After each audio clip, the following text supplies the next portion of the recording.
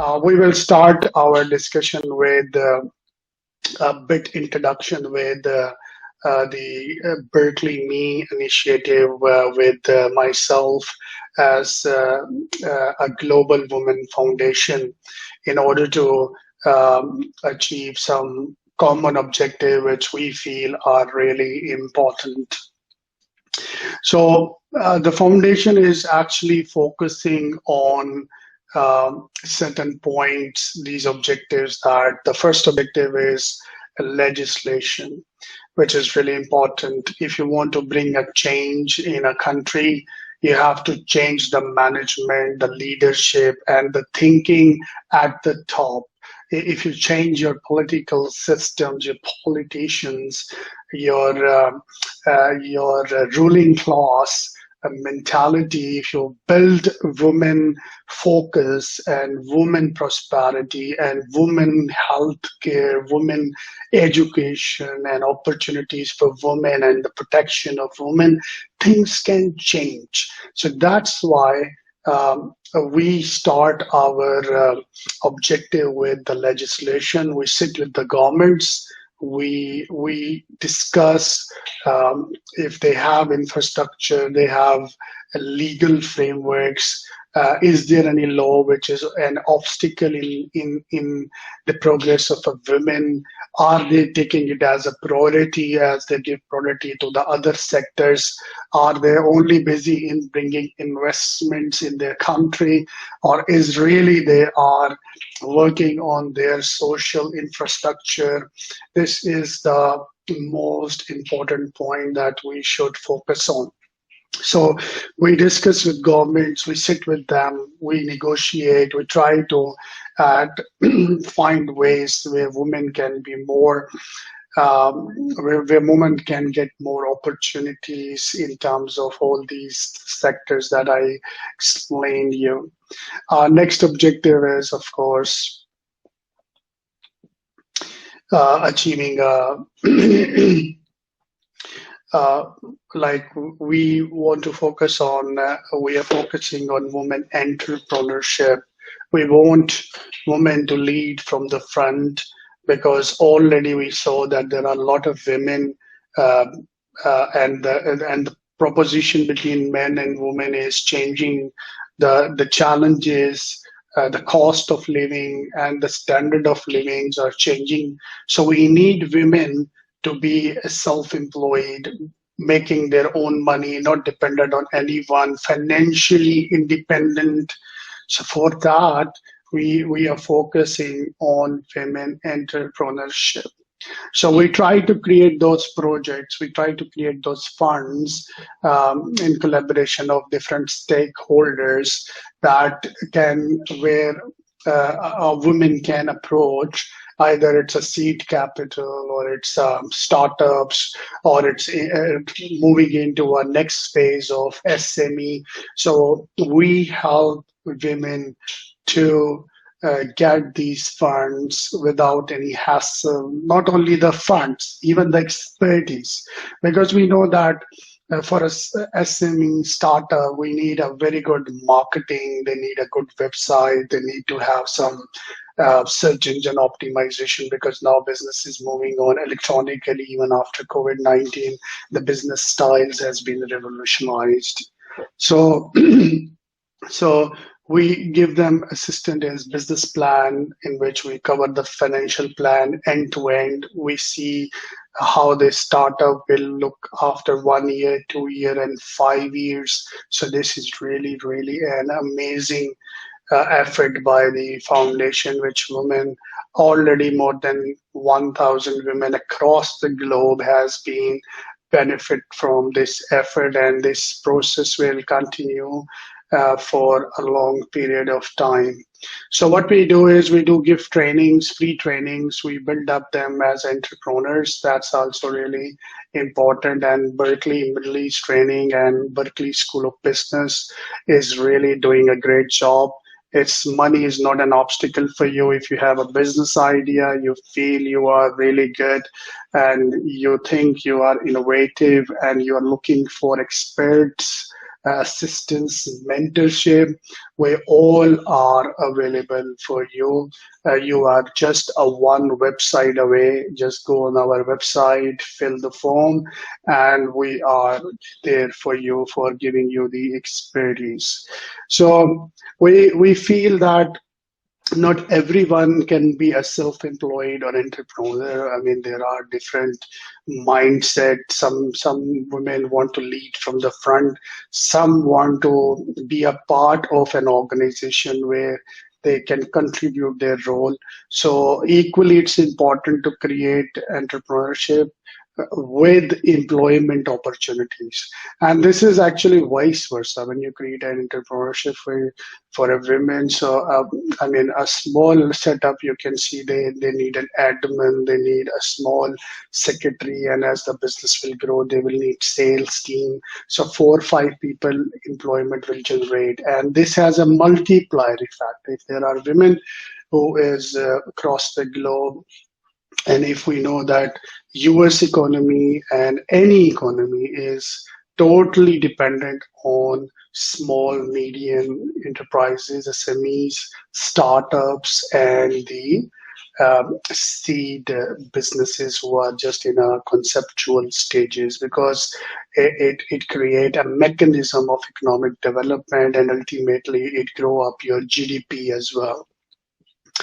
So we create those projects which are really important, and which create jobs. So what we do, what we saw in the developing countries, that developing country women, which is living below the poverty line, or they are not as educated as they should be, because governments didn't focus on their free education, they didn't excite them to study.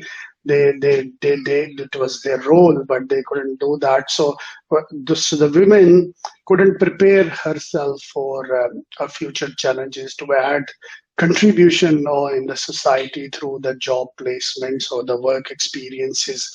So what we saw that in developing country, agriculture is always a big sector. So we try to produce a project which will be around the agriculture sector.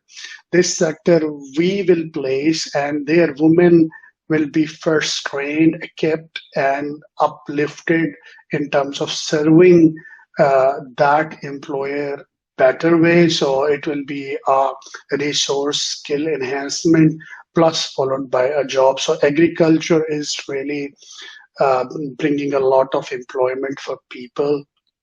Manufacturing is really important.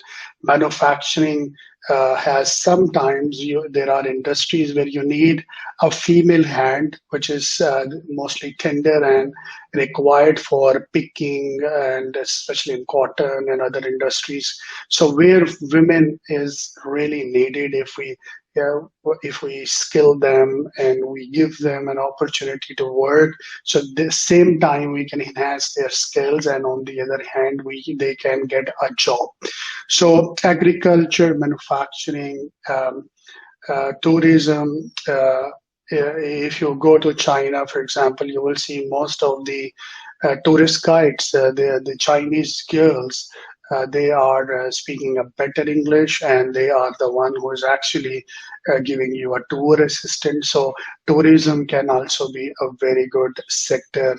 And the livestock, there is dairy. These are all where we can plug in the woman who is technical, vocational, and of course, if the woman is high-end, more skilled-oriented, we should bring them into the top management. And where the issue, as you know, that most of the women are not CEOs in the high organizations, still man-dominant management. So there is a gender balance discussion, of course, related to it.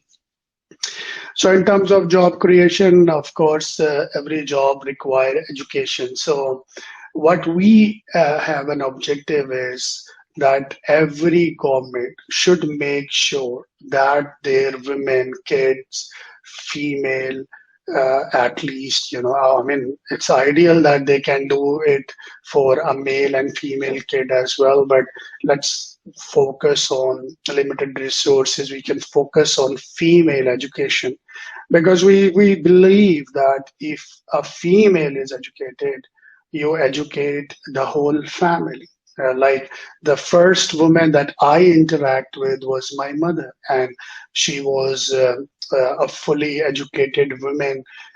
She taught me English, she taught my language, and she gave me a vision that we have to study and grow and then contribute to society through our efforts. So if imagine like if my mom is not educated, she can only give me a love, but she cannot give me the things that is required for upgrading, progressive technology, innovation, creativity. This is really important that we educate our women.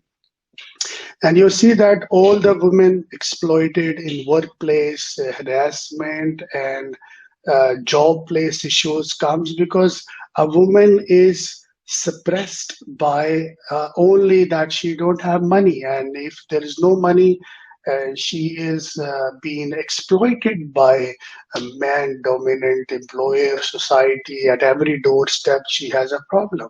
So at least if the government make education free, create some opportunities with the help of private sector. I mean, it's all public-private partnerships, and but it's focused. It should be focused on women. Please, governments, please, you have to. I mean, there was an age when there was no communication, no satellite, no television. Now it's pretty simple.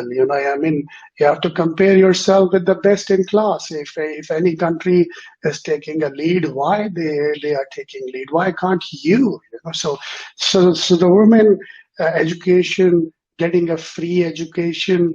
I mean, as the girl come in this world, as we register a birth certificate, her schooling, her college, her PhD, or whatever she want to do, please, please, this is really important that you understand that a woman education can bring peace, harmony, prosperity in this world. An educated man, an educated woman combination is perfect. Women population is growing and women want fresh financial freedom. This is really important that we should make infrastructures, funding, and legislation related to free education for the girls. Healthcare is really important. A lot of women are giving birth on the roads, in the tents.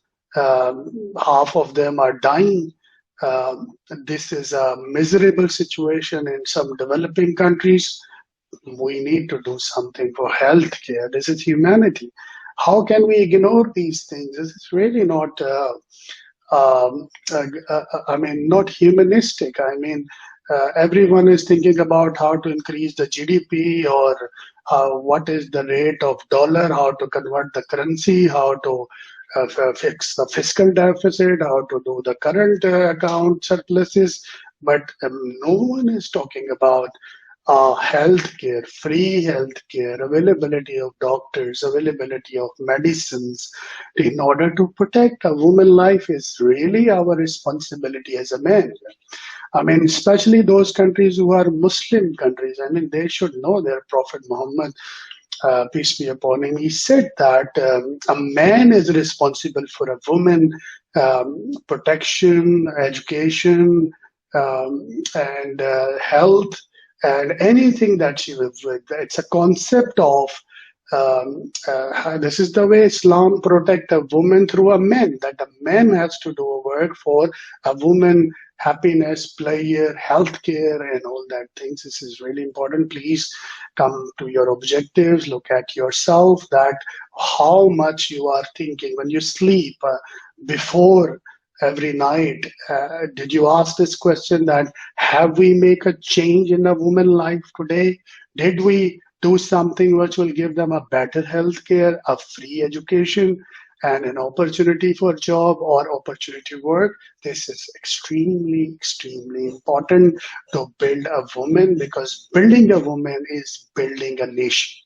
If you see United States, if you see United Kingdom, they are advanced, they are good, because women is equally shoulder by shoulder standing with a man and trying to do what they do at their best. So the combination of men and women is really perfect. We need to come out of old traditional mentality to throw women inside the home and let them die. No life. This is not is a right approach in any religion, any culture. Please look into, and this is really important. In developing countries, we saw that women is in sometime in danger. They have physical threats, they have harassments when they come on the road. People try to physically abuse them. If they can't, then they verbally abuse them. They whistle them. They follow them till they are going. They make their life hell. So, secondly, like if they are doing some business, the other parties are not giving them their monies, their receivables are not coming, and opposite, there are incidences where people throw acid on their faces. They kidnap them, they kidnap their kids, they abuse them. And extreme cases, we know that there is a growing issue in kids rapes and women rape. This is extremely not acceptable, and everyone has to think about this because this is a burning issue. Things are not aligned because the connectivity from legislation to execution is not true in some developing countries. If you study them, you will feel that they have no focus on physical protection of a woman, their free education, free healthcare. This need to be more in focus. So we are working on women and child protection centers in the developing countries, which are really, really required. If you see all the developing countries, what happened is that now the proposition is changed. I'm looking that there are old parents, they have no son, they have only daughters. So imagine that when they become old, who's going to feed them, who's going to take care of them, right? So the dynamics of developing countries are changing. So, and most of there are dispute between sister-in-law and mother-in-law. Sometimes mother-in-law is beaten by sister-in-law. There are a lot of incidences in sort of domestic violences between and abuse, parent elderly abuses. So please, we need to work on it. We need to change the legislation that how the old parents will be taken care, and if there is no one to take care, of course we need to provide them the shelters, fully protected, well equipped with healthcare, because in old age is what you need, a food and a healthcare, so you can have your life prolonged. There are governments like, for example, Saudi Arabia and other countries who are focusing on increasing the average life of a citizen. Look, what is the beautiful objective that some countries has have, that they love their citizens too much, that they are focusing that how to enhance their average life by providing them the healthier lifestyle and of course an ecosystem around the country. Of course, as in continuation is our last objective that we are focusing on is a free education and is a free justice, because the main exploitation of a woman is because she don't have access to justice. You will be surprised, like in developing country, if a woman don't want to live with a man, husband, she need years and years to take a divorce. And it's not easy. And society is so closed, and woman life is a hell. You know, some women suicide. It's they try to suicide. Better to live in this world because the mechanisms are really, really difficult for the women. So that's why we have special focus for Berkeley, Me, and Musa Shaikh Foundation in order to create a real change in a woman life. Woman is our precious asset. We need to love them. The first woman we saw is our mother. The second woman we saw is our sisters. The third woman that we saw is our wife, through which we spend a lot of life.